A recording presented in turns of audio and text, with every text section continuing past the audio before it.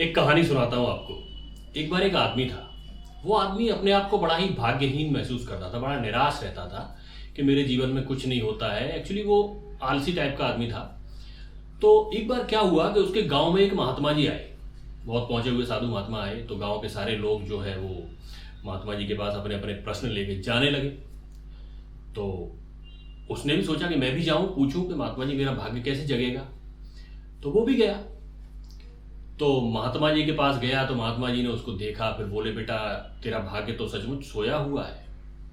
तो बोले महाराज जी अब क्या हो, मेरा भाग्य कैसे जगेगा।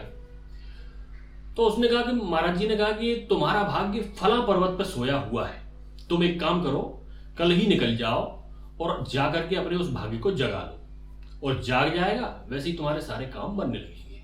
उसने कहा पक्का। महात्मा जी ने कहा बिल्कुल पक्का, चले जाओ कल। तो अगले ही दिन जो है वो अपने भाग्य को जगाने के लिए उस पर्वत के रास्ते पे निकल पड़ा। तो रास्ते में उसे एक जंगल मिला, तो जंगल में मिल गया उसे एक शेर। तो शेर मिल गया, शेर भूखा था, बोला मैं तुम्हें खाऊंगा। तो बोला अरे यार हमें मत खाओ। बोला हम तो वैसे ही बहुत दुखी आदमी है, मेरे जीवन में मैंने कुछ नहीं देखा, मेरे पास ना पैसा है ना कुछ है, कुछ भी नहीं है, मैंने कुछ देखा ही नहीं है, भाग्यहीन आदमी हूँ, मैं तो अपने भाग्य को जगाने जा रहा हूँ, महात्मा जी ने बताया था ऐसा ऐसा, तो मुझे छोड़ दो, किसी और को खा लेना। तो शेर को दया आ गई। शेर बोला चलो ठीक है छोड़ देता हूँ, लेकिन मेरी एक शर्त है। और वो शर्त क्या है? शर्त ये है कि जब तुम अपने भाग्य से मिलोगे तो उससे ये पूछना कि मुझे भूख बहुत लगती है, तो इस भूख को शांत करने का क्या वो कोई उपाय बता सकता है। उसने कहा बिल्कुल बता देगा, वो तो भाग्य है। तो ठीक है, उसने कहा तुम जाओ। तो वो वहां से चल दिया। आगे चला तो उसे एक किसान के घर में उसने रात बिताई। एक गांव मिला, रात हो गई तो उसने उसके घर में रात बिताई। तो वो किसान क्या था, बेचारा बहुत गरीब था।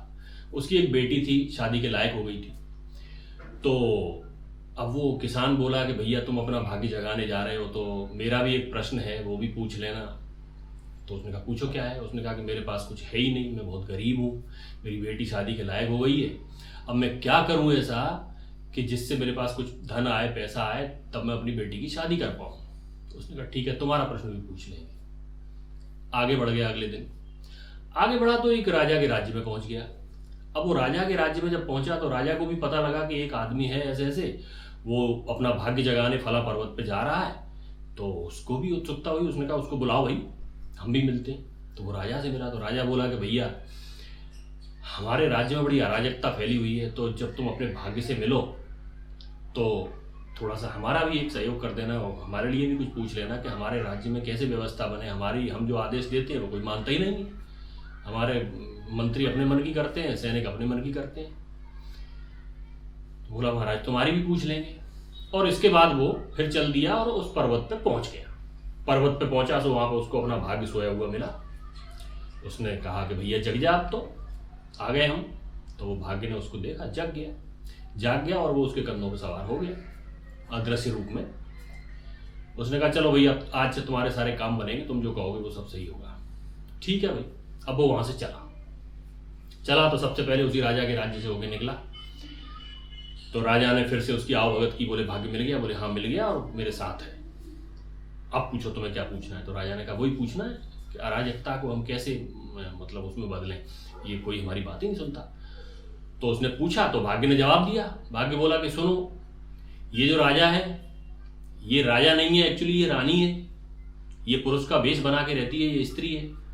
अब ये उतनी कठोरता से आदेश दे ही नहीं पाती है, तो इसलिए कोई मानता नहीं। तो वो उसने कहा कि महाराज ऐसी सी बात है, आप तो स्त्री हो। तो उसने कहा हाँ स्त्री तो है, लेकिन अब क्या करें, हम पुरुष का वेश बना के रहते हैं। तो भाग्य ने कहा कि नहीं, तुम किसी पुरुष से शादी कर लो, किसी योग्य पुरुष से शादी कर लो और तुम्हारा राज्य जो है बढ़िया चलेगा, दोनों लोग मिलकर राजा रानी बन के चलाओ। तो वो जो रानी थी वो बोली कि अब हमें तुमसे ज्यादा योग्य पुरुष कहाँ मिलेगा, तो हमसे शादी कर लो। ठीक है। वो बोला अरे नहीं मेरा तो भाग्य जाग गया, अब मैं क्या करूंगा, मैं यहाँ पे राजा बन के क्या करूंगा, मेरा तो भाग्य जाग गया, मुझे अब क्या जरूरत है रानी की और राज की, मैं तो बस अपने घर जाऊंगा, आप अपना देखो, अपने किसी से शादी कर लो। तो उसने किसी दूसरे से शादी कर ली और वो आदमी जो है आगे बढ़ गया। आगे बढ़ा तो फिर वो किसान मिला उसको। किसान ने पूछा कि भैया हमारे लिए भी कुछ किए जाओ। तो उसने भाग्य से पूछ के किसान को बताया कि भाई सुन, तेरे खेत में एक खजाना गड़ा है, तू उस खजाने को खोद ले और उसमें बहुत सारा सोना चांदी निकलेगा।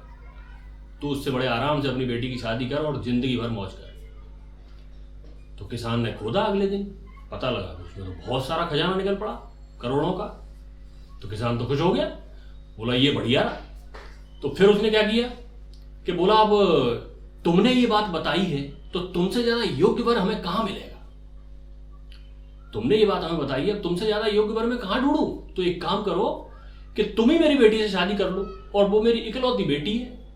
इकलौती बेटी है तो जो सोना चांदी जो भी ये खजाना मिला है वो भी सब उसी का है, तो तुम्हारा है। तो तुम दोनों शादी कर लो और अपने आराम से रहो। वो बोला नहीं, मुझे क्या करना, मैं तो अपना भाग्य लेके आया हूँ, मुझे मेरा भाग्य तो अब जाग गया है, मुझे तुम्हारी बेटी से शादी करूँ, इस खजाने बजाने से मुझे क्या लेना देना, मैं तो अपने भाग्य को ले आया, अब मैं जाऊंगा अपने घर। तो किसान ने बहुत मनाया, वो नहीं माना। बहरहाल किसान ने अपनी बेटी की शादी किसी दूसरे लड़के से कर दी और वो जो है वहां से आगे बढ़ा तो एक वही शेर मिल गया उसको, तीसरा।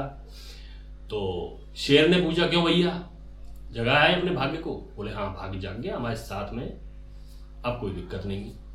तो उसने कहा क्या क्या हुआ। तो उसने पूरी कहानी सुनाई कि ऐसे एक किसान मिला था, एक राजा मिला था, उसको भी हमने ये बात बताई, राजा का राज्य, उसकी शादी करवा दी, किसान की बेटी मिली, उसको भी शादी करवा दी, और अब हम अपने घर जा रहे हैं। तो उसने कहा हमारी समस्या भी तो सॉल्व करते जाओ, हमने तुमसे कहा था कि हमें भूख बहुत लगती है। बोले हाँ बिल्कुल, तुम्हारी भी करेंगे।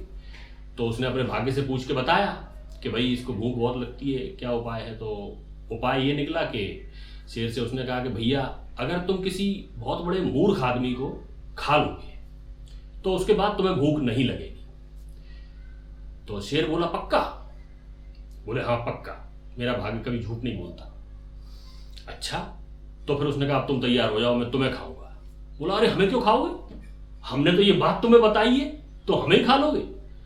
बोले हाँ इसलिए खा लेंगे क्योंकि तुमसे बड़ा मूर्ख आदमी हमें कहां मिलेगा। बोले हम कैसे मूर्ख हुए।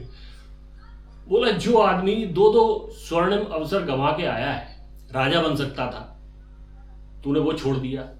किसान की बेटी से शादी कर लेता तो करोड़ों के खजाने का मालिक हो जाता, तूने वो छोड़ दिया।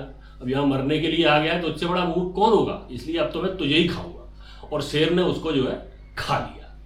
तो कहने का मतलब ये है कि अगर आपके अंदर मौके को पहचानने की, अवसर को पहचानने की दृष्टि नहीं है, विवेक नहीं है, तो भाग्य भले ही आपके साथ हो, वो भी आपकी कोई भलाई कर नहीं सकता। धन्यवाद।